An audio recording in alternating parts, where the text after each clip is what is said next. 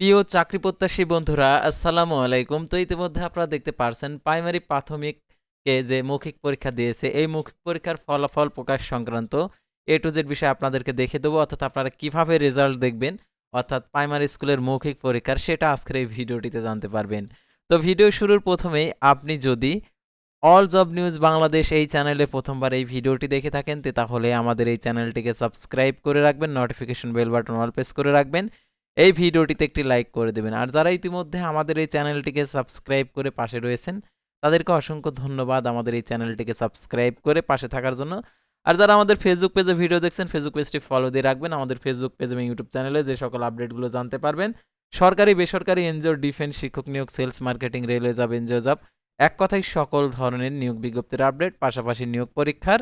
তো আর কথা না বাড়িয়ে চলে যাচ্ছি মূল সার্কুলার পেজে।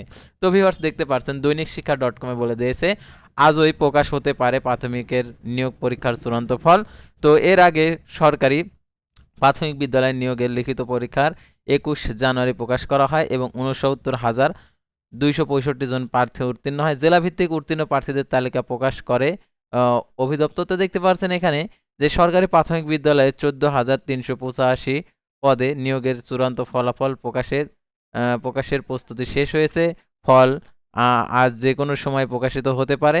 রোববার 8 ফেব্রুয়ারি প্রাথমিক ও গণশিক্ষা মন্ত্রণালয়ের একাধিক কর্মকর্তা দৈনিক শিক্ষা .com-কে জানিয়েছেন, এর আগে আজ সকালে সরকারি প্রাথমিক বিদ্যালয়ের সহকারী শিক্ষক নিয়োগের চূড়ান্ত ফল নির্বাচনের আগে ঘোষণা করা হবে বলে জানিয়েছেন দৈনিক শিক্ষা .com-কে প্রাথমিক ও গণশিক্ষা উপদেষ্টার অধ্যাপক ডাক্তার বিধান রঞ্জন রায় পদ্মার উপদেষ্টাকে বলেছিলেন ফল খুব শীঘ্রই প্রকাশ করা হবে।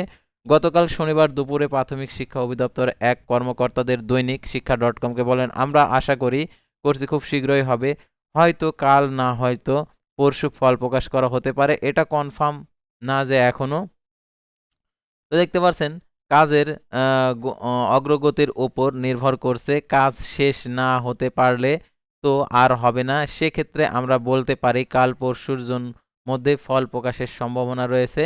এর আগে সরকারি প্রাথমিক বিদ্যালয়ের সহকারী শিক্ষক নিয়োগের লিখিত পরীক্ষার ফল 21 জানুয়ারি প্রকাশিত হয়। এতে 69,265 জন উত্তীর্ণ হয়েছে। জেলাভিত্তিকভাবে উত্তীর্ণ প্রার্থীদের তালিকা প্রকাশ করায় অধিদপ্তর ফল অনুযায়ী চট্টগ্রাম এর সর্বাধিক 2,807 জন এবং মৌখিক পরীক্ষার জন্য নির্বাচিত হয়েছেন।